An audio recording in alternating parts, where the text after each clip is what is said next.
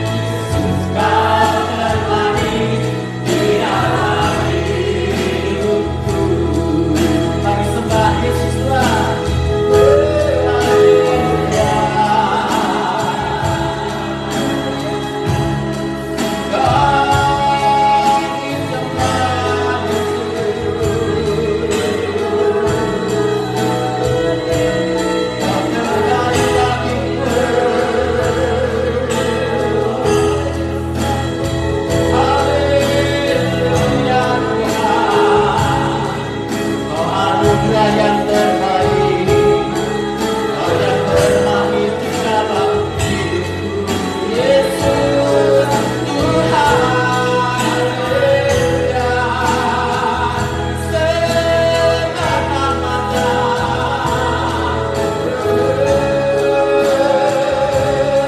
Haleluya,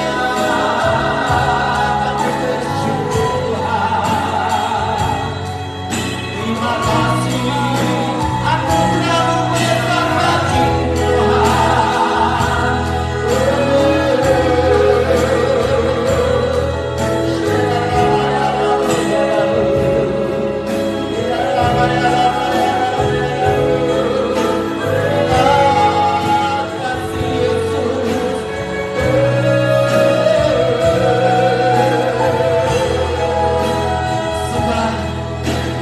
Yesus yang punya anugerah terbesar di dalam hidup kami. Yesus yang paling indah di dalam hidup. Yesus termanis di dalam hidup kami.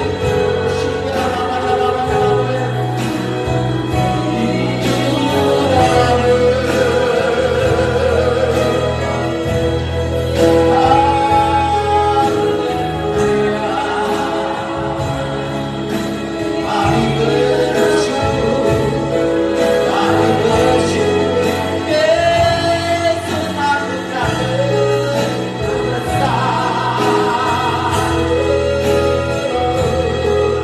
Terima kasih Tuhan, Engkau yang memberkati kami Tuhan. Anugerah-Mu besar Tuhan, di setiap langkah kami, di setiap jalan kami Tuhan. Buat orang-orang yang mengandalkan nama-Mu Tuhan, yang berharap kepada-Mu Tuhan, ada anugerah yang terbesar di dalam hidup Tuhan. Haleluya, terima kasih, terima kasih Tuhan. Haleluya, katakan Yesus yang indah.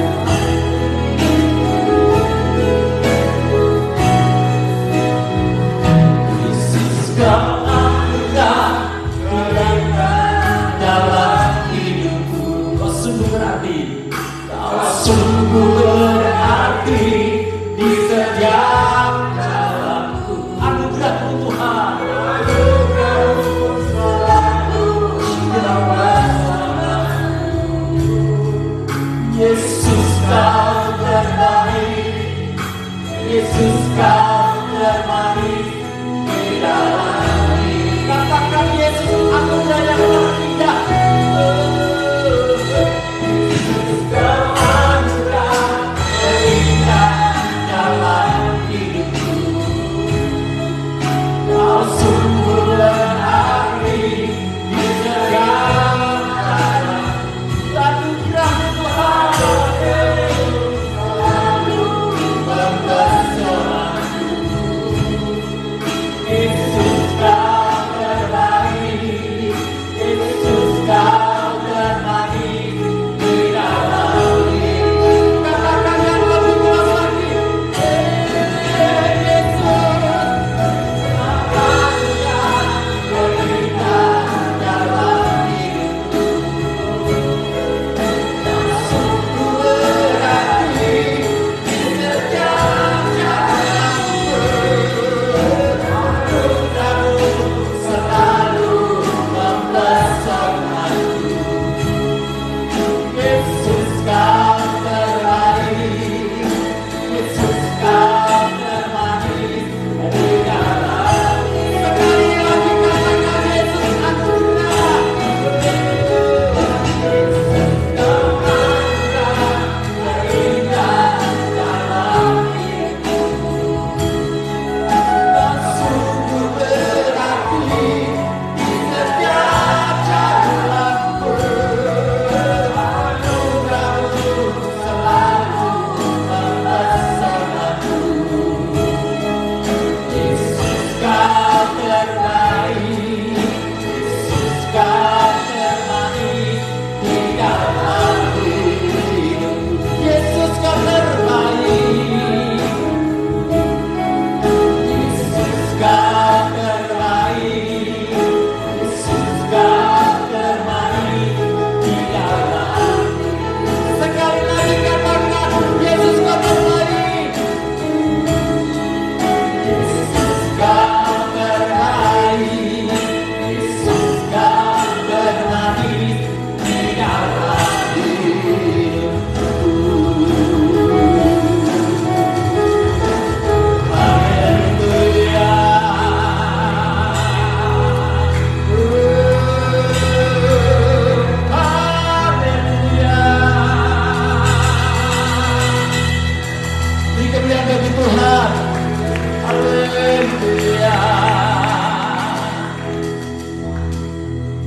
Sungguh luar biasa Tuhan. Engkau Yesus yang terbaik dan termanis di dalam hidup kami Tuhan. Engkau Yesus Raja yang Maha Agung. Engkau Yesus penyelamat jiwa kami, jiwa saudara-saudara yang hadir pada pagi hari ini. King of Majesty Tuhan, Jesus my Savior Tuhan. Kami sangat bersyukur kepadamu Tuhan. Kami punya penyelamat yang hidup Tuhan. Terima kasih Bapa untuk pagi hari ini Tuhan. Kami boleh mengangkat tangan dan menyembah nama-Mu.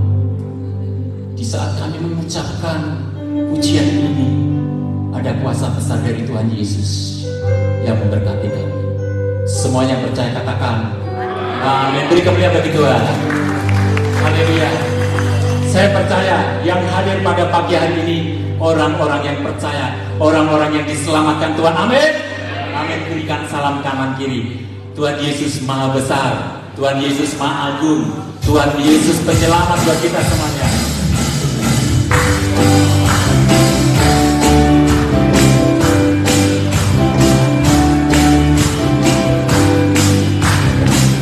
Mau meluncur bagi Tuhan?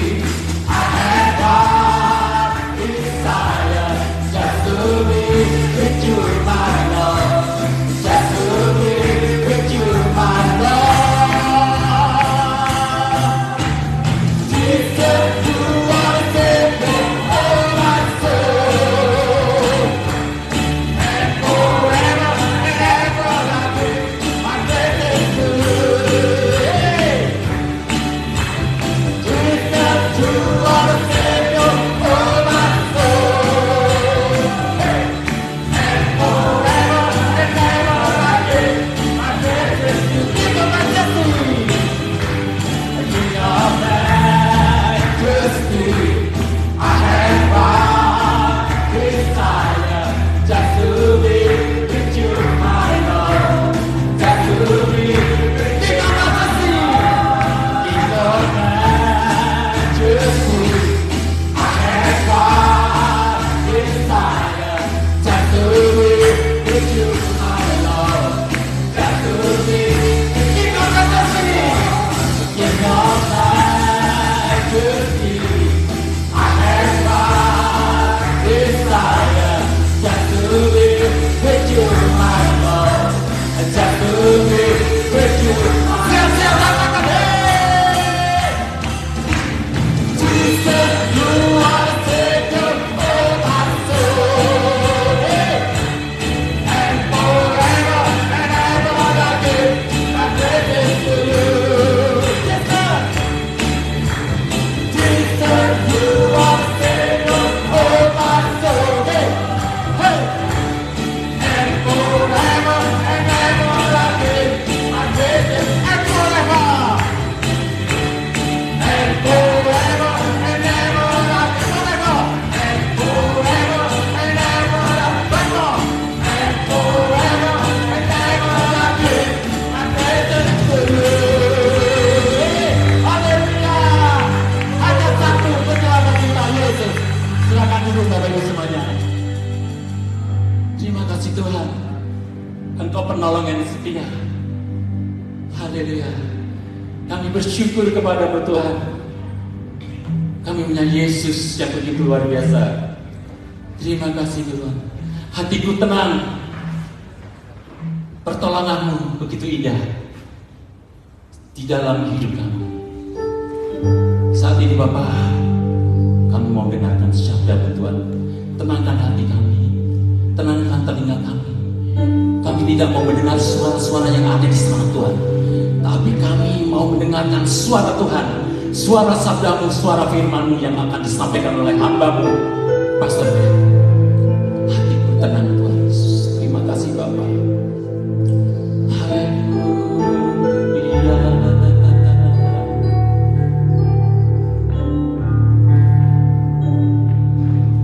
Hatiku tenang berada dalam-Mu. Kaulah jawaban hidupku. Hatiku tenang berada dekatmu. Kau yang pelihara hidupku. Pertolonganmu begitu ajaib. Kau telah memberikan hatiku di saat aku tak sanggup lagi. Di situ tanganmu bekerja. Pertolonganku begitu ajaib. Kau telah berikan hatiku. Kini mataku tertuju padamu. Ku rasakan kasih-Mu Tuhan. Bapak Ibu semuanya, di saat kita memuji Tuhan, tangan kita taruh di dada. Hatiku tenang, semua taruh di dada. Kaulah jawaban hidupku. Hatiku tenang, hatiku tenang berada denganmu. Kau yang pelihara hidupku. Semua memuji Tuhan, hatiku tenang. Terima kasih Tuhan. Hati kami sangat tenang Tuhan berada di dekat-Mu Tuhan. Engkau jawaban doaku Tuhan. Engkau yang memelihara aku Tuhan. Hatiku tenang Tuhan. Terima kasih.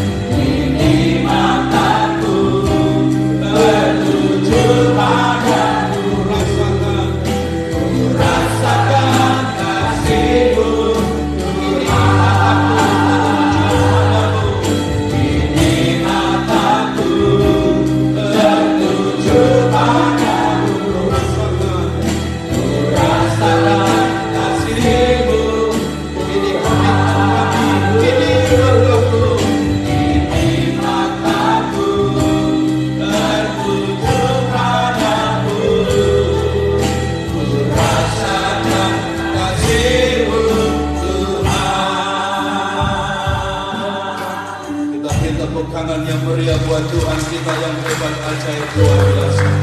Kita tundukkan kepala kita satu dalam doa. Bapa yang baik, kami bersyukur. Bapa yang kami sapa, kami kenali dalam nama Tuhan Yesus Kristus. Sungguh hati kami memuji Engkau, karena pertolongan-Mu sungguh nyata dalam setiap hidup kami. Dari terbitnya matahari sampai pada waktu ini, ada sebagaimana ada kami di minggu yang terakhir di bulan November ini, kami dapat berkata, semua karena kebaikan Tuhan, semua karena anugerah Tuhan. Layaklah hidup ini harus selalu mau dekat dan dekat dengan Tuhan, karena hanya dekat dengan Tuhanlah hati kami menjadi tenang. Terima kasih Tuhan, berkatilah setiap pujian penyembahan kami. Biarlah manis Kau dengar apa yang kami puji. Bukan saja bibir kami memuliakan Engkau, tapi hati yang suci, hati yang bersih, hidup yang suci memuliakan Engkau. Sehingga kami yakin Engkau bertahta di atas setiap pujian umat-Mu. Yang lemah sudah dikuatkan, yang sakit disembuhkan dalam nama Yesus. Tuhan berkata ada pertolongan, ada mujizat, ada kelepasan. Dan kami yakin Tuhan, ibadah hari ini bukan ibadah yang biasa-biasa, tapi ibadah yang luar biasa. Karena Tuhan sudah hadir di antara kami melalui puji-pujian lebih lagi, melalui firman yang kami dengarkan. Buka hati kami untuk firman ini, jumpai hati kami seperti rusa rindu sungai-Mu. Karena hanya yang haus akan dipuaskan, yang lapar akan dikenyangkan. Firman-Mu adalah air kehidupan, firman-Mu adalah makanan rohani buat setiap kami. Urapi hamba-Mu, urapi kami sekalian yang memberitakan, yang mendengar, sama-sama diberkati oleh Tuhan. Olehnya berfirmanlah, berkata-katalah, sebab kami anak-anak-Mu telah siap mendengarkan Bapa bersabda. Dalam nama Tuhan Yesus kami berdoa mengucap syukur. Semua yang siap mendengarkan firman Tuhan bersama katakan amin. Haleluya. Puji Tuhan. Silakan duduk Bapak Ibu Saudara sekalian. Tuhan Yesus memberkati kita. Terima kasih untuk tim Present Worship yang telah mengambil bagian dalam pelayanan pujian penyembahan pada minggu yang indah, Minggu Sukacita ini. Ambil tempat duduk yang baik untuk kita sama-sama bisa mendengarkan firman Tuhan dengan aman dan luar biasa. Bagi teman-teman yang ada di depan sana, seksi konsumsi masih masuk ke dalam ruangan ini, kita sama-sama untuk mendengarkan firman Tuhan. Bapak Ibu Saudara sekalian yang dikasihi Tuhan, salam sejahtera buat semua kita. Shalom. Puji Tuhan Bapak Ibu. Kalau kita melihat pada hari-hari ini, sungguh kita menjumpai waktu begitu cepat sangat berlalu. Tanpa kita sadari, kita sudah ada di ujung minggu daripada bulan November ini. Dan minggu depan kita sudah berkata, welcome untuk bulan Desember.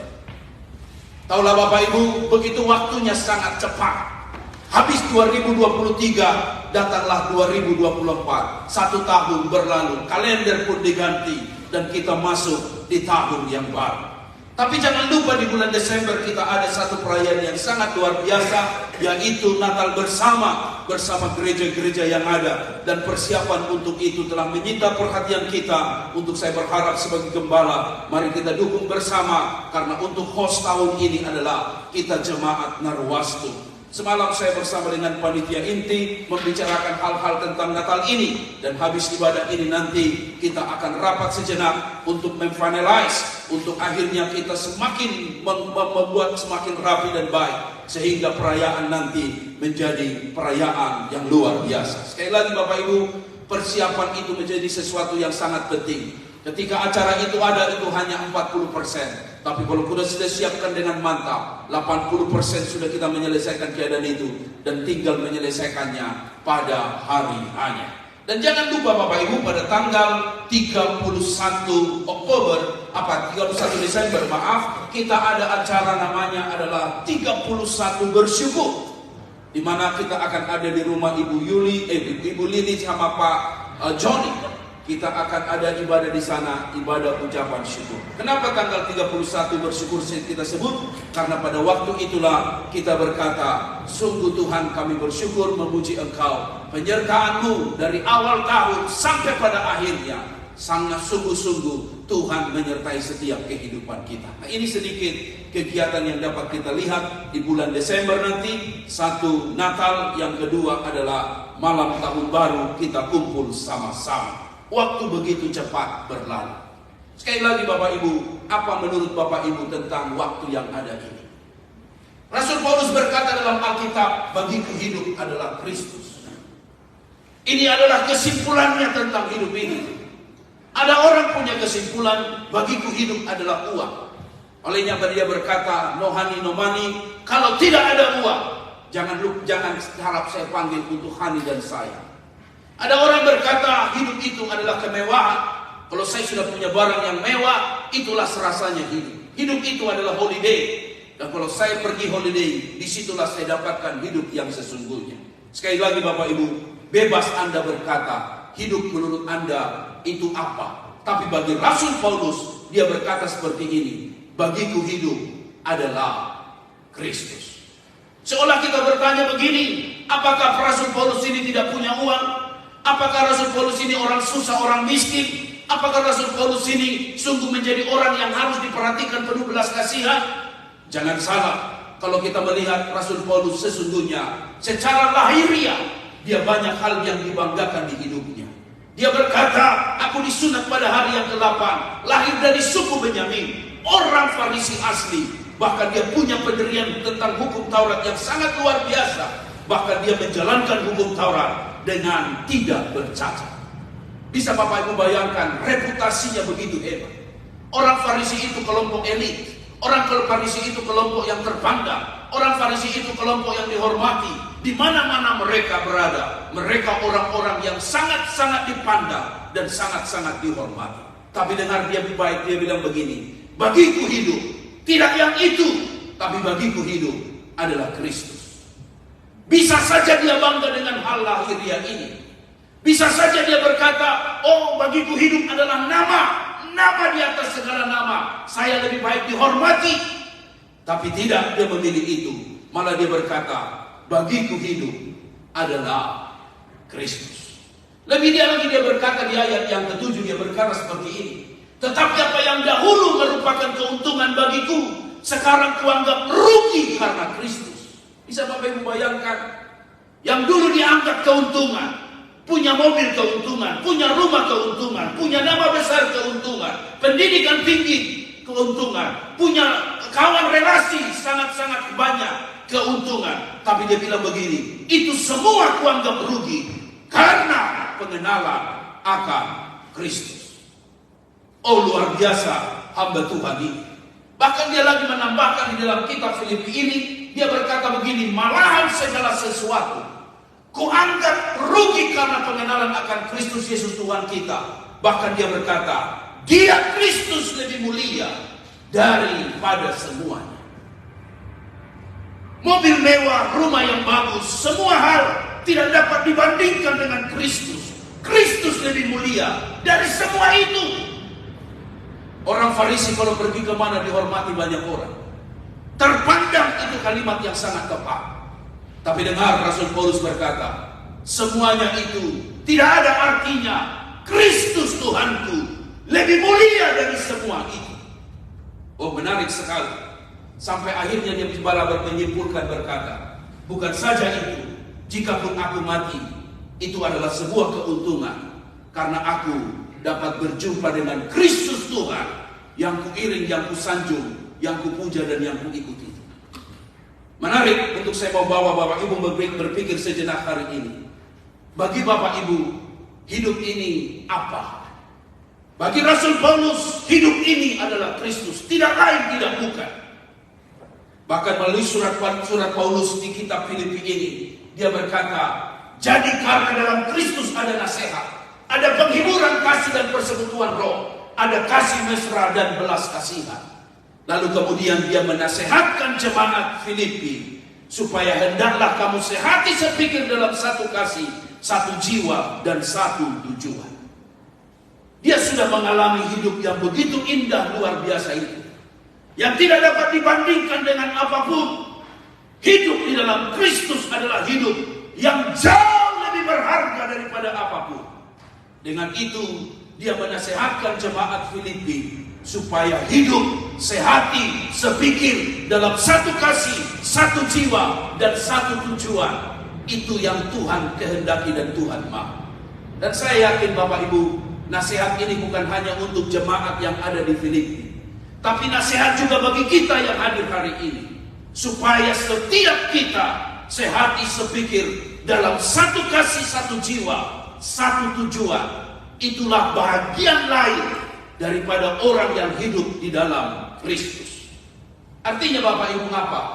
Yang pertama menurut saya adalah dengan tidak mencari kepentingan diri sendiri atau puji-pujian yang sia-sia. Sebab dengan rendah hati yang seorang lebih utama daripada dirinya sendiri. Dan janganlah tiap-tiap orang hanya memperhatikan kepentingannya sendiri, tetapi kepentingan orang lain juga. Hidup di dalam Kristus bukan sebatas hanya punya agama Kristen. Tapi hidup di dalam Kristus artinya adalah jauh dari sikap egois. Kalau hidup ini hanya mementingkan diri sendiri, berpusat pada diri sendiri, itulah yang dinamakan adalah orang yang egois. Kalau orang itu orang yang egois, dengar baik, sesungguhnya dia tidak hidup dalam Kristus. Sebab yang paling penting di hidupnya adalah dirinya sendiri. Lebih lagi orang yang begini biasanya haus pujian. Kemana-mana komunitas dia bergabung selalu ingin dipuji. Mendapat kritik dia marah, mendapat nasihat dia marah. Tapi dia selalu bilang begini, puji dong aku, sanjung dong aku, sayang dong aku. Dan itu yang selalu diharapkan. Nah Bapak Ibu, kepada jemaat yang di Filipi itu, Paulus menasihatkan, hidup dalam Kristus artinya dengar, jauhkan dari diri kita dari hal-hal memikirkan diri sendiri, dan biarlah pujian hanya kepada Tuhan, bukan kepada diri kita. Amin. Yang kedua, yang ketiga yang saya katakan, ada orang yang menganggap dirinya lebih penting dari orang lain. Ini yang membuatkan Bapak Ibu hidup ini jadi susah. Sekali lagi, kekristenan tidak mengajarkan kita hidup bagaimana beragama. Sebab Kristen itu bukan sekedar agama, tapi Kristen itu adalah lifestyle, gaya hidup. Katakan gaya hidup. Dari hidupmu orang tahu kau Kristen atau tidak. Kalau cuma ngomong mas, semua orang bisa ngomong. Tahu nggak? Namaku Matius, aku lahir waktu bulan Natal, dan kemudian keluargaku ada Yakobus, ada Yohanes, dan ibuku namanya Marta. Dia bisa cerita itu. Tapi kalau hidupnya tidak sama dengan mulutnya, orang bilang, cuy, buat apa nama rohani, tapi hati rohana. Oh, dia bercerita baik hal-hal kudus, tapi hidupnya penuh kudis. Sehingga orang mencibir dan berkata, Kristen macam apa itu? Tetapi sekali lagi saya katakan pada Bapak Ibu, bahwa ketika kita hidup dalam Kristus, yang jauh lebih penting adalah Kristus Tuhan menjadi yang utama dari semua hal di hidup kita. Sehingga kita bisa berkata, biarlah aku berkurang-kurang, Kristus bertambah-tambah. Katakan amin. Biarlah aku tidak dikenal, biarlah aku tidak diketahui orang, biarlah namaku tidak dikenal orang, asal saja Kristus yang ditinggikan. Dan hidup yang demikian pasti dia akan bisa mengutamakan orang lain daripada dirinya. Bapak Ibu Saudara sekalian yang dikasihi Tuhan, Kristus Yesus pernah memberikan perumpamaan yang sangat hebat, sangat menyentuh. Tentang dikatakan ada dua orang yang sedang berdoa di bait Allah. Satu orang Farisi dan satu orang pemungut cukai. Dengar, ini cuma ilustrasi. Ini bukan kisah yang sebenarnya. Tetapi ilustrasi ini sangat relate dengan hidup keberagamaan. Lalu dikatakan si Farisi ini pun kemudian berdoa. Dan sangat bagus, ini orang rohani sekali. Dengar, dia berdoa di dalam hatinya. Dia berdoa di dalam hatinya, artinya dia nggak show off, dia nggak teriak-teriak, dia berdoa di dalam hatinya. Menurut saya ini keren sekali. Sehingga berani aku berkata, ini orang-orang baik. Masih ingat Tuhan, masih tahu siapa pencipta, masih mengerti apa itu makna doa, dan masih berdoa kepada Tuhan. Keren sekali. Bukan saja orang ini orang baik, tapi orang ini adalah yang punya doa-doa yang baik. Tahukah Bapak Ibu, doa yang baik itu harus ada 4 unsur. Yang pertama, alamat doa. Katakan alamat doa. Yang kedua, dia harus bersyukur. Orang berdoa itu nggak langsung minta, tapi harus ada memuji Tuhan dan bersyukur. Lihat doanya sangat baik. Ya Allah, aku mengucap syukur kepadamu. Dia sudah memenuhi 2 unsur. Dan unsur yang ketiga biasanya adalah yaitu menutup doa di dalam nama Yesus. Dan yang dia sebelum menutup doa biasanya ada unsur yang ketiga namanya meminta. Jadi ada 4 unsur dalam berdoa. Yang pertama adalah alamat doa. Katakan alamat doa. Yang kedua, memuji Tuhan. Katakan memuji Tuhan. Yang ketiga, katakan meminta. Yang keempat, katakan menutup doa. Kita biasanya menutup doa pakai apa? Dalam nama Tuhan Yesus kami sudah berdoa. Ada ditambahin kadang-kadang begini. Yang percaya bersama katakan amin. Nah, ada orang begitu. Tapi ada juga orang gak bisa bilang itu. Bilang amin gitu, karena dia lupa ngomong itu. Makanya selalu saya ajar, kalau orang berdoa, kalau ragu mau mengatakan amin bersama, lalu kemudian bilang aja dalam nama Tuhan Yesus, naikkan dulu dalam nama Tuhan Yesus, teduh amin. Atau dalam nama Tuhan Yesus kami sudah berdoa, yang percaya bersama katakan. Itu kan perlu napas panjang. Ya, kalau nggak napas panjang, itu tengah jalan bisa batuk. Yang percaya bersama katakan, akhirnya nggak selesai doa. Seharusnya berdoa ini gampang-gampang susah. Pernah dengar orang yang berdoa, dia bawa kertas? Oh, dia bawa kertas, nggak pernah biasa berdoa. Dia bilang, diajarin sama pendetanya, nanti kalau mau berdoa baca ini katanya. Ketika dia mau berdoa, dia maju ke depan. Kita panggilkan Pak Waluyo maju ke depan berdoa. Dia bawalah kertas ini, ditaruh di mimbar. Waktu ditaruh mimbar, ada kipas. Kipas wing gitu lah. Waktu dia tutup mata, ini kertas hilang. Dan sampai ke bangku jemaat. Dan anehnya ini jemaat memang suka ngerjain. Itu kertas jinjak dia. Diinjak itu kertas, lalu kemudian dia pun hilang. Gak tahu mau doa apa. Akhirnya dia bilang, dia ambil mic-nya. Makanya gue sudah bilang, gue gak bisa berdoa. Amin, katanya. Jadi Bapak Ibu, gampang-gampang susah. Tetapi yang saya mau katakan, orang Farisi ini hebat. 3 unsur doa dia sudah kuasai. Yang pertama, alamat doa. Kalau kita berdoa, ingat, harus tahu alamatnya. Bapa kami yang ada di sorga, itu alamatnya. Bapa kami yang baik, itu alamatnya. Tuhan yang di sorga, itu alamatnya. Dia berkata, aku mengucap syukur kepadamu. Hebat. Selain itu Bapak Ibu, orang ini juga saya sebut kelakuannya baik. Dia bilang begini, aku bukan perampok. Aku bukan orang lain. Aku bukan pencina. Aku bukan pemungut cukai. Orangnya baik, doanya baik, kelakuannya keren. Bukan saja itu saya tambahkan Bapak Ibu, bahwa si orang Farisi ini juga agamanya baik. Baca bersama 1, 2, 3. Aku berpuasa, keren. Aku memberikan 1/10 dari segala. Wow. Orangnya baik, doanya baik, kelakuannya baik, agamanya baik. Wah, keren sekali. Tetapi Yesus kenapa mengkritik doanya si orang Farisi ini dan memuji doanya si pemungut cukai ini? Letaknya adalah di kalimat ini. Saat dia bilang begini, karena aku tidak sama seperti semua orang lain. Ada unsur di sana yang saya sebut tadi itu, merasa lebih penting dari orang. Merasa hidupnya lebih penting dari orang Farisi itu, orang-orang pemungut cukai itu. Merasa hidupnya lebih dekat dengan Tuhan daripada orang berdosa itu. Merasa hidupnya lebih suci dan layak jumpa Tuhan daripada si pemungut cukai yang penuh dengan dosa itu. Disitulah titik kelemahannya. Olehnya baik Bapak Ibu, apapun doamu, benar kata kitab Yakobus, doa orang benar kalau dengan yakin didoakan, apa?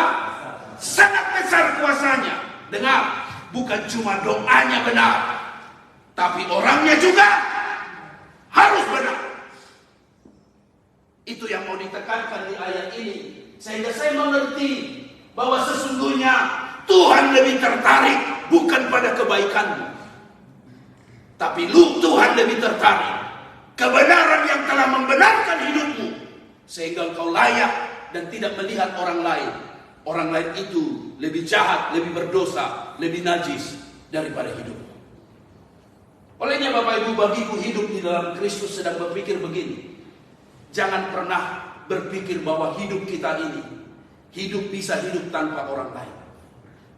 Kita harus menyadari kepentingan kita harus di belakang, kepentingan orang lain kita harus utamakan. Amin. Amin.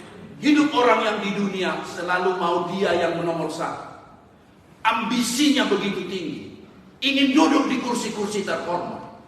Tapi kalau orang sudah ada dalam Kristus, pasti ada kerendahan hati dan pasti mau mengalah hanya demi orang lain, supaya orang lain itu mengenal kebenaran daripada Tuhan.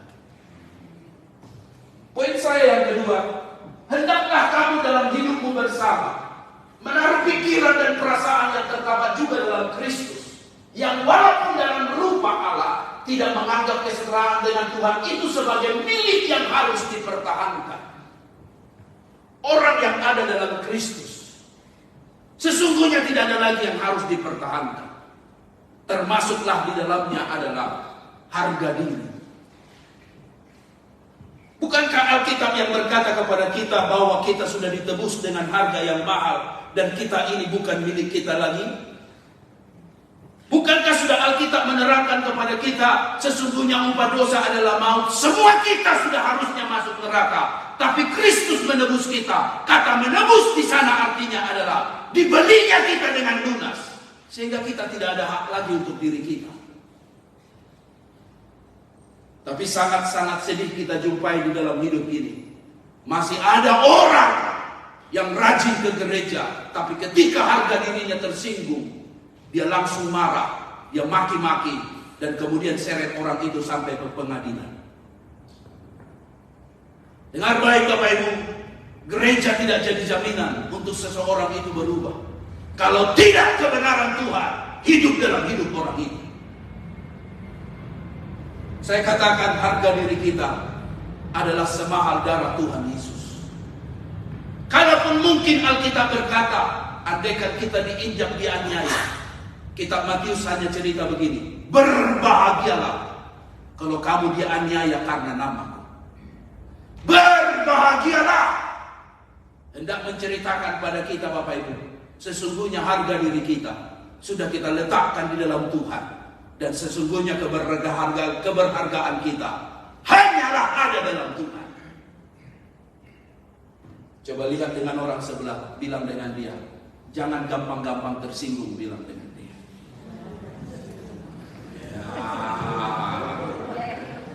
Yang bilang dengan Anda jangan gampang-gampang tersinggung, bilang dengan dia, kamu juga nyuruh-nyuruh orang, bilang dengan dia. Apa-apa lo marah, apa-apa lo marah. Ada kadang-kadang orang ini kan kayak di museum. Tahu nggak di museum? Itu fragile sekali. Kalau baru sentuh sedikit, lo jelekin gua ya, lo ngatain gua ya, lo bilang gua jelek ya. Ada orang kayak gitu. Masih hidup lagi. Oh di sini nggak ada. Saya baru ketemu di Jakarta, di daerah Hayamuruk. Dengar baik Bapak Ibu, jangan terlalu fragile, apa-apa sensitif. Kalau udah sensitif mau pergi komunitas manapun, pasti Anda tersinggung. Orang yang begitu seharusnya masuknya di museum, bukan masuk gereja. Betul nggak? Ya namanya kita ketemu orang. Kalaupun mungkin ada tersinggung, tergesek sesuatu, kita selalu bilang, besi menajam ke besi, manusia menajamkan sesamanya. Jangan-jangan saya masih kurang sabar, sehingga saya harus sabar. Kadang-kadang kita melihat Bapak Ibu, hidup dalam Kristus itu sekali lagi bukan sekedar punya agama, tapi hendaklah pikiran dan perasaan kita Hal keberhargaan diri kita sudah kita letak dalam Kristus. Sehingga sekalipun kita mengalami sesuatu yang gak enak, kita bilang, kalau itu demi Kristus, saya harus menerimanya. Amin. Amin. Kalau itu demi Kristus, saya harus menjalaninya. Saya baru pulang dari Jakarta. Saya diundang sebuah khotbah yang menurut saya sesuatu yang sangat hebat, karena mereka merayakan ulang tahun gereja. Teman baik. Saya tinggal di daerah yang cukup lumayan, di daerah kota. Saya tahu memang sedang ada pembangunan jalan Pak Andi di daerah Gajah Mada itu dekat rumahnya si Daud. Itu hayamuruk macet luar biasa. Tapi apa dibilang oleh teman saya itu, dibilang, tolong ya nanti kalau mau khotbah naik ojek aja.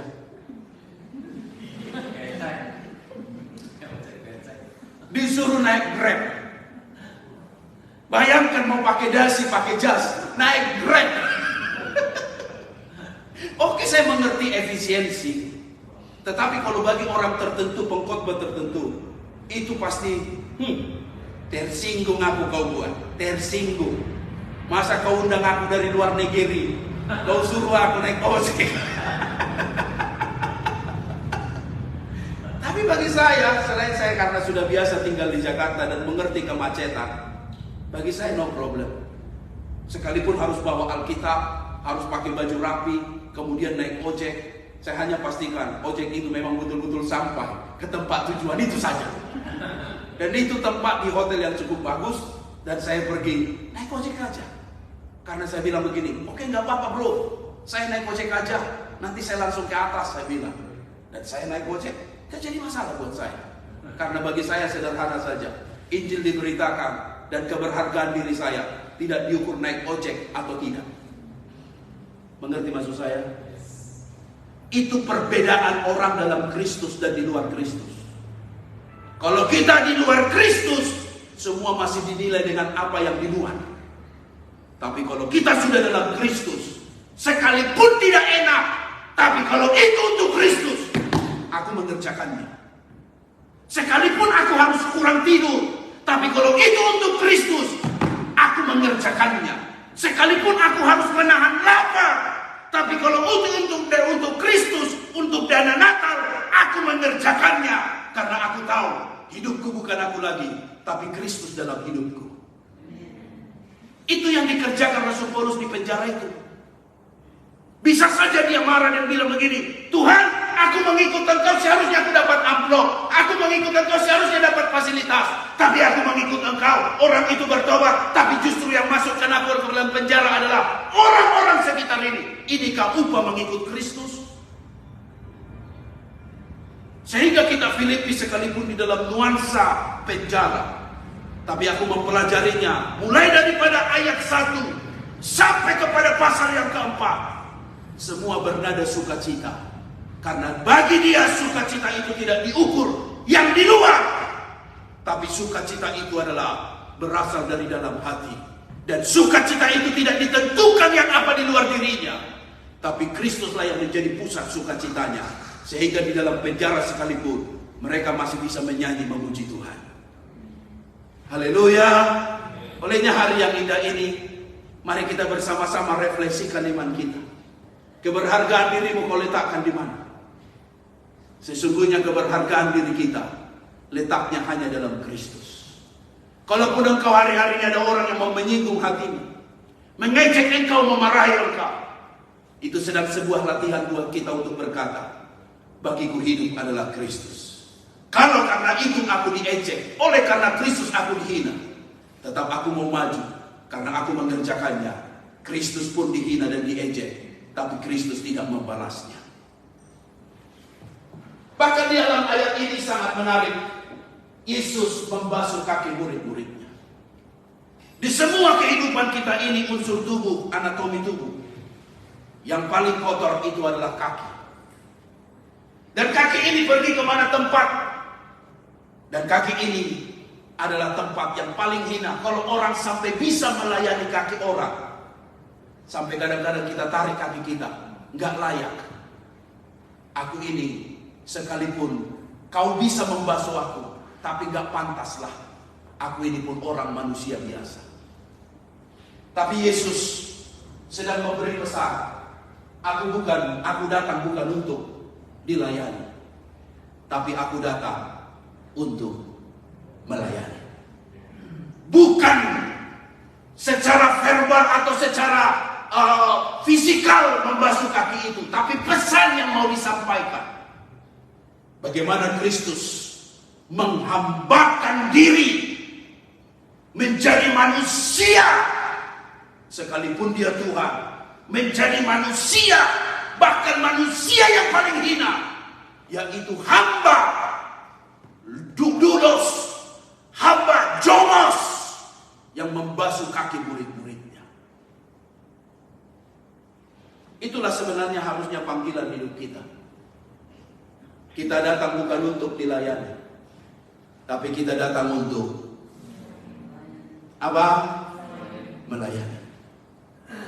Jangan bangga Bapak Ibu, oh Anda dilayani, disiapkan air, disiapkan itu. Jangan bangga dengan itu. I know mungkin itu dicari banyak orang. Oh ada orang, permisi, sampai ke permisi, mari Tuhan. I know banyak orang cari itu. Tetapi kalau kita dalam Kristus, kita sesungguhnya harus melayani. Bukan dilayani. Kalau perlu, orang-orang yang mungkin menurut orang hina, kita justru pergi kepada mereka. Secara khusus, Kristus berkata dalam ayat ini, melalui Rasul Paulus, bagaimana Kristus sampai mati di atas kayu salib. Mati. Satu pengabdian yang sangat hebat. Ini harapan kita di 2024 untuk para pemimpin-pemimpin yang akan dipilih ini. Saya tidak tahu Bapak Ibu sudah pilih nomor berapa di hati Bapak Ibu. Ada suaminya pilih nomor 2, istrinya pilih nomor 1. Kadang-kadang di dalam keluarga nggak semuanya keluarga banteng, betul ya? Kadang-kadang ada juga masih keluarga nomor 2. Siapa pilih nomor 2? Sekarang ini sudah hati-hati foto, karena menurut kalender politik bahwa tahun ini tahun politik 2024, tanggal 28 mulai kampanye. Sampai akhirnya pilot Garuda dipanggil, oleh karena waktu foto dia menunjukkan gestur tubuh, yaitu sampai dipanggil. Jadi kalau foto pun hari-hari ini mesti hati-hati. Lihat dulu kita pakai baju apa, ASN atau bukan. Jadi itu yang sedang terjadi. Tapi yang mau saya sampaikan buat Bapak Ibu, saya tidak sedang berpolitik praktis, tapi saya mau bilang begini, pilihlah pemimpin yang berhati melayani. Amin. Amin. Saya ditanya berulang kali, Pak Gret pilih mana? 1 atau 2? Biasanya pendeta harus netral. Saya bilang saya pilih Jokowi. Enggak ada Jokowi, saya tetap pilih Jokowi. Apapun Jokowi, saya bilang sama dia. Dia bilang kan gak ada Pak, adanya cuma ini 3 ini. Karena saya tidak mau menyebutkan sesuatu, apalagi kalau urusan pelayanan. Sebab takut nanti berpolitik praktis, sehingga akhirnya tidak jadi tersampaikan berita Injil oleh karena politik. Sekali lagi Bapak Ibu, harapan dan doa kita 2024 muncul seorang pemimpin yang baru. Biarlah pemimpin itu bukan pemimpin yang gila kuasa, bukan pemimpin yang gemar dengan korupsi, tapi pemimpin yang sungguh merakyat dan hidupnya melayani. Saya tidak tahu yang mana menurut Bapak Ibu, tapi itu harapan kita, supaya ketika dia jadi pemimpin, dia bukan untuk menghabiskan uang rakyat, tapi jadi pemimpin yang sungguh-sungguh pro dengan orang-orang yang susah dan mengentaskan kemiskinan dan keadilan yang merata. Sedikit informasi bagi Bapak Ibu yang pulang ke Indonesia, mulai tanggal 28 November sampai tanggal 10 Februari itu adalah masa kampanye. Jadi hati-hati, kalau masa kampanye ini biasanya jalanan akan macet, dan kemudian ketika jalan sudah macet, itu menjadi sesuatu yang sangat-sangat menghalang kita beraktivitas. Bahkan dikatakan pada tanggal bulan Juni 26, kalau masih ada putaran kedua, itu adalah paling terakhir. Lalu kemudian pada tanggal 23-25 Juni masa tenang, bulan Juni 22 kita sudah ada presiden baru. Wow, Jadi sekali lagi Bapak Ibu, hati hamba itu yang selalu kita mau cari. Karena seorang pemimpin, seorang yang harusnya melayani rakyatnya. Kita beri tepuk tangan dulu yang meriah buat Tuhan kita. Yang ketiga, baca bersama 1, 2, 3, tetaplah 1, 2, 3. Tetaplah kerjakan keselamatanmu dengan takut dan gentar. Baca ayat 13-nya. 1, 2, 3. Karena Allah lah yang mengerjakan di dalam kamu baik kemauan maupun pekerjaan menurut kerelaannya. Kalau Bapak Ibu suka dengan istilah-istilah apologetik di dalam cerita-cerita di YouTube, sekali lagi memang ada pro kontra mengenai istilah. Ada orang diselamatkan sekali selamat tetap selamat. Tetapi kalau ikut kitab Filipi ini sedang cerita kepada kita begini, bahwa keselamatan itu harus dikerjakan. Dikerjakan dengan takut dan gentar. Roma 10 ayat 10 sudah ayat yang pasti. Baca bersama 1, 2, 3. Karena dengan hati orang percaya dan dibenarkan, dan dengan mulut orang mengaku dan diselamatkan. Artinya saat hati kita percaya, kita dibenarkan. Saat mulut kita mengaku, kita diselamatkan. Itu titik, full stop. Artinya jangan ragu akan keselamatan. Keselamatan kita sola fide, artinya oleh karena iman. Sola gratia, oleh karena anugerah. Sola scriptura, hanya oleh karena apa yang dikatakan Alkitab. Sampai akhirnya kita berkata, soli deo gloria, semua kemuliaan hanya bagi Kristus. Sekali lagi saya katakan pada Bapak Ibu, ayat ini sedang bicara begini, bahwa kita harus kerjakan keselamatan kita. Siapa yang dapat mengerjakan itu? Ayat ini kembali membantu kita. Dengar, kalau itu dengan kemampuanmu kau akan gagal. Kalau itu dengan kekuatanmu kau akan fail. Tapi kalau kau libatkan Tuhan untuk mengerjakan itu, kita akan berhasil. Makanya Bapak Ibu, hidup suci itu bukan harus bertapa, mengasingkan diri. Aku mau mengasingkan diri supaya mataku ini jangan kotor. Aku mau mengasingkan diri dari dunia yang najis ini. No, kita tidak mengenal arti bersemedi bertapa. Tetapi ini yang kita buat, melibatkan Kristus tinggal dalam kita, sehingga Dia akan memampukan kita, menolong kita, menghindarkan dari hal-hal yang kotor, dan mengerjakan yaitu hal-hal yang kudus, yang indah bagi Tuhan. Kalau kita mengasingkan diri seperti agama lain, apakah itu sudah jadi jaminan? Belum tentu. Yang saya mau katakan pada Bapak Ibu, Kristus mengajarkan kita hari ini, kerjakan keselamatannya. Dengan cara apa? Libatkan Tuhan di dalamnya. Saya masih ingat sungguh ilustrasi ini. Bagaimana caranya mengusir kegelapan dalam hidup, dalam hati saya ini. Dalam hidup manusia, bagaimana caranya supaya di dalam hati saya ini ada terang. Ada hal-hal yang suci, ada hal-hal yang kudus. Kenapa? Bagaimana caranya? Banyak orang stres. Susah punya agama Kristen susah. Kita harus kudus, standarnya terlalu tinggi. Gak suka, susah bro. Gampang sekali. Gampangnya bagaimana? Mengusir kegelapan dalam hatimu, masukkan terang itu. Maka ketika kau masukkan terang itu, otomatis gelapnya akan hindar dan keluar. Ketika kau masukkan Kristus di dalam hidupmu, dengar, setan pun akan berundur. Gak susah. Yang bikin susah itu otak kita. Yang kita bikin gini, susah ya hidup kudus, susah ya ngomong jujur, susah ya gak nipu ya. Kalau gua gak nipu kayaknya gatal mulut gua harus nipu. Mulai bangun gua tipu istri gua, bagus itu bangun lagi, tidur lagi, gua tipu mertua gua. Kalau gua gak nipu, gak bohong, kayaknya gua hingga hidup ini. Dengar, itu kata dunia. Tapi kata firman hari ini, kalau kau libatkan Kristus dalam hidupmu, kau akan mampu hidup jujur, dan hidupmu akan pasti diberkati. Amin. Caranya bagaimana? Masukkan kebenaran Tuhan dalam hidup kita. Maka semua kepalsuan akan berundur, akan hilang. Berarti untuk target Tuhan atas standar hidup kita. Bisakah kita hidup kudus? Semua katakan bisa. Semua katakan sangat bisa. Semua katakan pasti bisa. Karena apa? Karena Tuhan yang menolong kita mengerjakannya.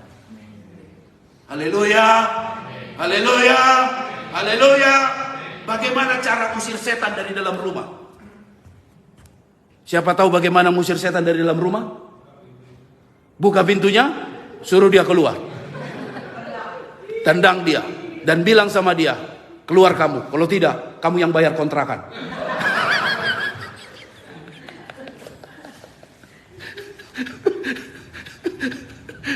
Kok susah mikirnya? Itu paling gampang. I know, I agree. Tapi yang jauh lebih saya pikirkan itu secara teknis. Tapi kalau secara rohani, hadirkan Kristus dalam rumahmu. Hadirkan dia sebagai penguasa tunggal. Hadirkan dia sebagai pemilik dalam rumahmu. Maka otomatis suara yang hi hi hi hi ha ha ha ha akan hilang dan sirna. Karena apa? Sudah ada Kristus bertahta di sana. Rumah pun aman dan damai sentosa oleh karena Kristus tinggal di dalamnya. Amin. Itu paling gampang. Sehingga saya sangat yakin Bapak Ibu, di dalam ayat ini bilang begini, lakukanlah segala sesuatu dengan apa? Tidak bersungut-sungut.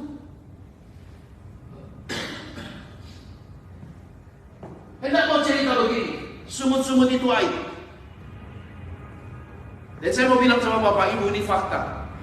Banyak bangsa Israel mati, dicabut nyawanya oleh malaikat maut di padang gurun oleh karena dosa bibir.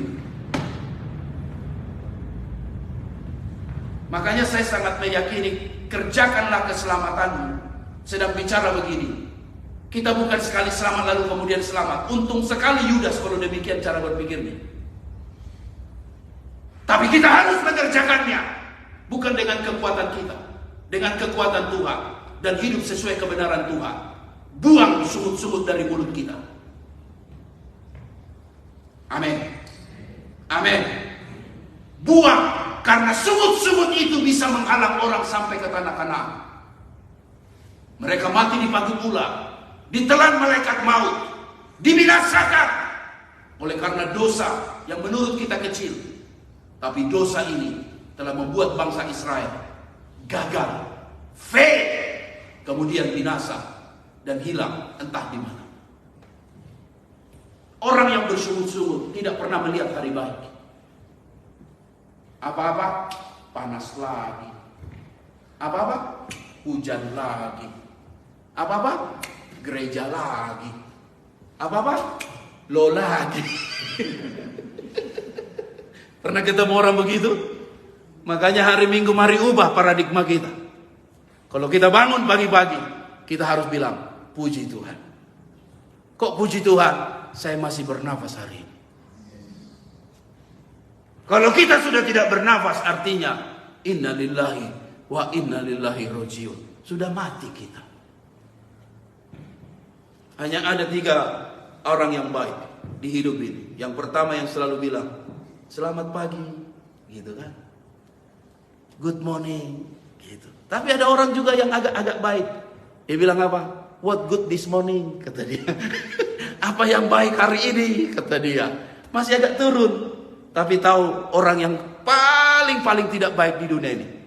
Kalau dia bilang begini sama bosnya, bos, sudah pagi, kata dia. Masa bilang sama bos sudah pagi? Seharusnya bilangnya good morning. Bukan bos, udah pagi. Orang bilang, Pak, itu orang lagi di mana? Di kantor atau tempat lain? Bapak Ibu, saya mau katakan pada kita, dia jauhkan perbantahan. Bantah-bantah itu membuat hidup kita bernoda. Noda itu tidak hanya melulu yang disebut dengan perzinahan, pelacuran dan hal lain itu. Kalau orang berbantah-bantahan, tahu apa istilah berbantah-bantahan ini? Selalu argue. Pernah ketemu orang yang selalu argue? Oh, ini orang gak pernah tenang hidupnya. Ada di rumah.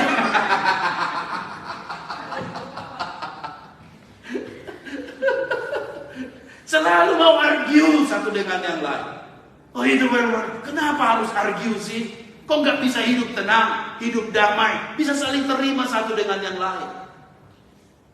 Orang berbantah-bantahan, orang bersungut-sungut, bisa hidupnya dengan terhalang sampai pada kehidupan yang kekal ini.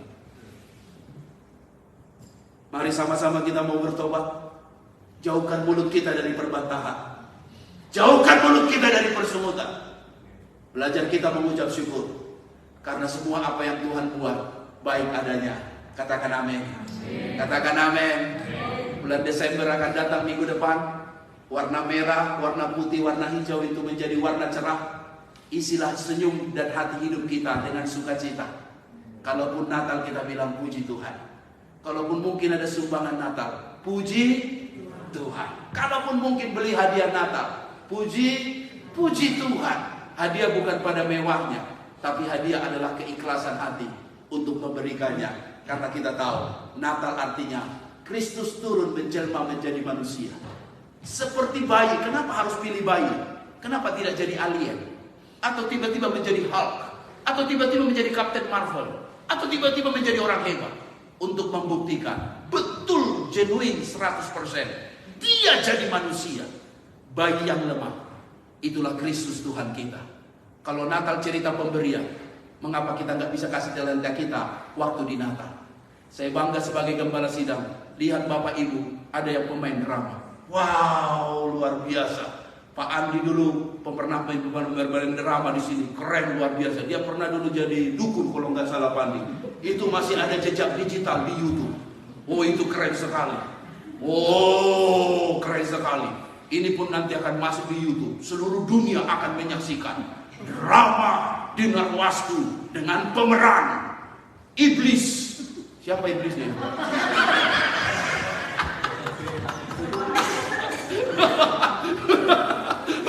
Sebagai iblis adalah James Bond.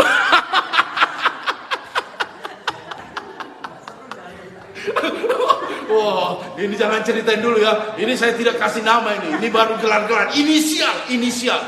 Saya udah dicolek oleh istri, dibilang, tolong nanti bikin videonya katanya. Bikin gambarnya supaya nanti mantap. Wah, ini saya pikir nih keren ini. Masuk di YouTube, seluruh dunia akan lihat. Wow, bahkan juga ada pemain khusus didatangkan dari Jakarta. Wow, Bunda Korla. Wes. Ini inisial juga ini. Ini inisial juga. Jadi habis nanti drama, tolong tanda tangan minta dari mereka. Selebriti. Jadi luar biasa. Nanti kita akan ada skit drama. Ini ciri gereja Narwas. Apa-apa Natal, main drama. Muncul pemeran-pemeran yang baru. Wow, luar biasa. Kalau nggak salah Pak Sony main juga ya Pak ya. Pemeran utama. Wah.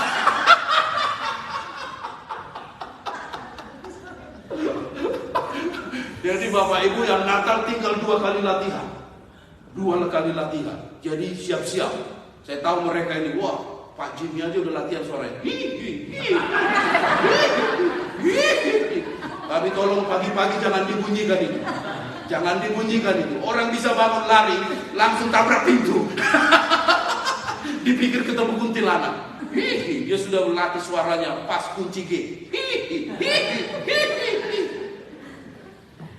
Ibu tadi bisik dengan saya, kita mau cari kain hitam katanya. Baik, yang paling hitam pun kita cari. Sampai mukanya kita arang-arangan. Jadi Bapak Ibu, Natal kali ini kita jadi tuan rumah, beri sesuatu. Jangan cuma jemput jadi penonton. Dan saya tak yakin dengan Daud ketua, sudah rapat semalam kita, semua kita kerja keras. Baik kebersihan, bahkan kita akan undang juga prinsipal dari sekolah ini. Untuk dia memberikan kata sambutan di tengah-tengah kita. Dia sangat-sangat bersyukur, bangga dengan kita ada di gereja ini. Beri tepuk tangan dulu buat dia. Saya pernah hadir di acara barbecue waktu election. Saya, Ibu Rista, Ibu Yuli, sama Imelda. Lalu kemudian saya isi formulir, saya bilang, saya mau volunteer untuk barbecue. Oh jangan ditanya, barbecue saya bisa itu, apalagi kipas-kipas. Saya punya kipas Madura dulu. Kemudian apa yang terjadi? Kemudian si yang punya barbecue ini mengintroduce saya kepada kepala sekolah ini. Dia bilang, excuse me miss, ini adalah group from the church, kata dia. Yang church di sini, kata dia. Langsung kepala sekolahnya angkat bicara, seolah-olah menyetop dia punya perkenalan diri itu. Langsung dia bilang begini, I know them. You know, kata dia, I know them, grup church. Tahu nggak? Mereka punya kebersihan lebih bersih daripada cleaner yang saya bayar. Dia langsung ngomong, saya dengar langsung. Dia punya kebersihan lebih bersih daripada cleaner yang saya bayar. Saya bilang, lo kok berani ngomong begitu? Saya pikir gitu. Saya lihat sebelah, kepala sekolahnya. Saya salam dia, Miss Pastor Great, friend with Daud. Oh, his name is David. Lalu kemudian saya bantu kerja, selesai. Tahu apa Bapak Ibu? Kesan daripada kepala sekolah dengan semua apa yang kita kerjakan selama ini. Dia sangat bangga bersyukur kita pakai tempat ini. Tempat ini lebih bersih kita bikin daripada cleaner yang dia bayar.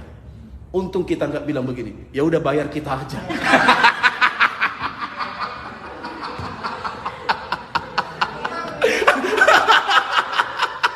Untung kita nggak ngomong gitu.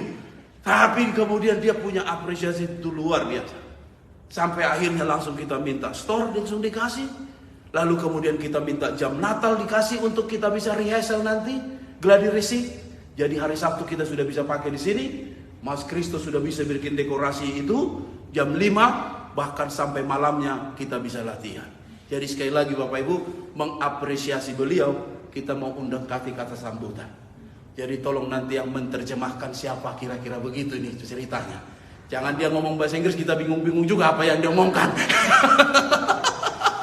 Jadi nanti mungkin Ibu Rista atau Pak Yong memberikan penjelasan atau terjemahan. Semalam juga kita sudah rapat supaya lagu-lagu yang ditampilkan nanti ada kata-kata bahasa Inggris di bawahnya. Karena bicara pelayanan di Australia artinya pelayanan global dan kita pun harus siap go internasional. Jadi khotbah pun akan dibuat bahasa Inggrisnya di bawah untuk sekaligus. Kalau ada teman-teman dari Ibu Yuli yang datang dari tempat kerjaan, katanya mereka akan bantu anak sekolah minggu face painting itu, kasih warna-warna dan mereka akan terlibat dalam juga ikut dalam pelayanan. Jadi ada lagu-lagu itu diterjemahkan di dalam bahasa Inggris. Saya pikir sesuatu yang positif. Ya Bapak Ibu, jadi nanti pada tanggal 10 jangan sampai tidak datang. Kita sama-sama hadir di sini. Dan sekali lagi kerjakan terus yang menjadi kebersihan kita. Kebersihan itu bukan saja untuk nama kita, tapi nama Tuhan dipermuliakan. Amin. Amin. Beri tepuk tangan dulu buat Tuhan kita yang hebat ini. Sehingga sekali lagi saya katakan di dalam ayat ini 31 tanggal bulan Desember 2023 kita akan kumpul di rumah Pak Joni Ibu Lili untuk kita bersyukur. Kenapa disebut 31 bersyukur? Karena memang terlalu banyak apa yang Tuhan sudah buat. Betul Bapak Ibu? Amin. Amin. Pak Andi kemarin baru operasi dia. Wah, jadi kalau dia lihat sedikit ada pakai kacamata, bukan gaya, tapi memang itu kacamata mereknya saya tahu. Carrera. Curera. Lupa saya, rupanya Curera. Jadi dia dioperasi dan kemudian saya senang hati untuk juga mendampingi dan berdoa kami. Rupanya begitu cepat sekarang ya Pak ya. Operasi itu langsung apa kata Ibu Evi? Tidak ada bleeding. Wah luar biasa. Pak Sony menambahkan apa? Matador.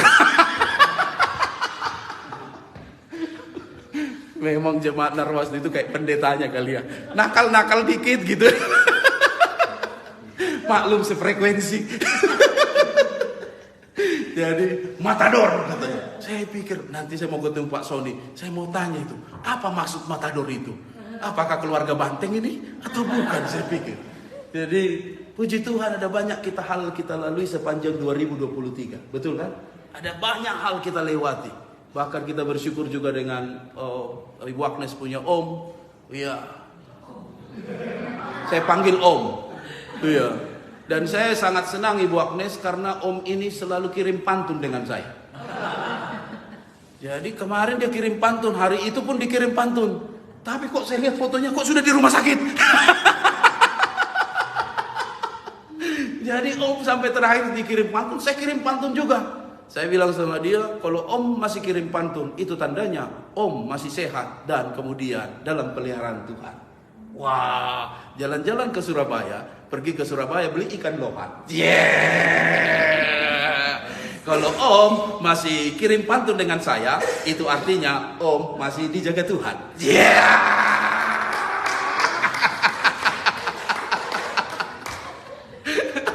Kok gak ada yang bilang cakep? Jadi ada masa-masa yang begitu di hidup kita, yang kadang-kadang kita pikir, udah menyerah Tuhan, udah gak bisa Tuhan, banyak masalah Tuhan. Tapi bisa kita lewati, semua bisa dilewati. Sampai kita ada di tahun ini, baru mau masuk bulan Desember, mulai muncul virus baru. Kita bilang sama virus, gue udah hidup 2,5 tahun sama virus, gue kagak takut sama lo. Kita udah hidup sekian tahun dengan virus, ngapain kita takut lagi? Salah kalau kita masih takut dengan virus. Jelas kita waspada, hand sanitizer ya, pakai mask, have to, compulsory pergi rumah sakit. Tapi jangan taruh imanmu pada virus itu. Untuk kita bilang, aku berani, bukan karena mau jadi jagoan, tapi aku tahu, hidup bagiku hidup adalah Kristus. Aku tetap pakai masker, tapi imanku kuletakkan pada Kristus Tuhan. Dan saya percaya Bapak Ibu, apapun yang kita hadapi, 31 bersyukur, kita bisa kumpul sama-sama. Biasa kita bisa tukar kado satu dengan yang lain. Gembira sama-sama, dapat ayat firman. Kita tutup tahun bersama dengan Tuhan Yesus. Amin. Kita beri tepuk tangan dulu yang baik buat Tuhan Yesus. Temanya ini, baca bersama 1, 2, 3. Pujilah Tuhan, hai jiwaku, dan janganlah lupakan segala kebaikan. Dan ini saya taruh di depan pintu gereja kita, meng-welcome semua orang, supaya mereka jangan lupa kebaikan Tuhan, agar datang ke gereja. Ini yang menginspirasi saya. Akhirnya saya taruh itu banner di depan. Dan mungkin minggu depan saya akan taruh banner yang lebih gede untuk menyambut Natal. Ini sedang mau berbicara kepada semua orang. God is good all the time, and all the time God is good. Jangan lupakan kebaikan Tuhan. Tuhan itu sangat baik, teramat baik, paling baik. Olehnya mari kita ingati akan kebaikannya. Dan kebaikannya lah yang membuat kita ada sebagaimana pada hari ini. Amin. Tuhan Yesus memberkati kita, dan secara khusus berterima kasih saya kepada Bapak Ibu yang mengucapkan happy birthday kepada saya. Umur saya sekarang berapa ya? 27 ditambah 20. Jadi umur pendetamu ini sudah 47 tahun. Ya, puji Tuhan, sehat semua karena kebaikan Tuhan. Dan bersyukur ada ibu-ibu yang, Pak mau masak ini, ya seberapa yang ada kita ucapkan syukurlah. Bukan masakannya, tapi kita mengingati kebaikan Tuhan yang luar biasa. Kapan Pak Pendeta lahir? Tanggal 21 November tahun 1976. Kenapa namanya Gerd Müller? Karena pada tahun 76 ada seorang pemain bola dari Jerman namanya Gerd Müller yang dikenal Der Bomber. Pemain bola yang menciptakan gol di Piala Dunia belum tertandingi oleh siapapun. Bapak saya dan ibu saya nonton bola dulu sebelum saya lahir. Makanya ketika mereka pulang, brojollah saya. Untuk gak dikasih namanya Jonathan, brojol waktu kemacetan. Tapi diambillah nama pemain bola itu. Namanya Gerd Müller, tapi tidak Gerd Müller, Gerd Müller. Semua orang tanya saya, itukah nama sertifikat birth-nya? Yes. Itukah nama ijazahnya? Yes. Itukah nama paspornya? Yes, yes, yes. Karena orang gak yakin, kok Gerd Müller? Hanya ada Great Alexander. Itu pun Alexander the Great setelah dia besar. Ini dari kecil udah great, G-R-E-A-T. Tapi selalu saya percaya, mungkin saya bukan pemain bola, tapi saya bawa jiwa ke gawangnya Tuhan, menjadi hamba Tuhan. Namanya Gerd Müller. Kok Müller? Ya maklumlah, dari kata orang Jawa, mules. Karena masih manusia biasa, suka mules, banyak kesilapan, kesalahan. Dan itulah namanya yang lahir 21 November tahun 1976. Thank you untuk semuanya. Kita beri tepuk tangan.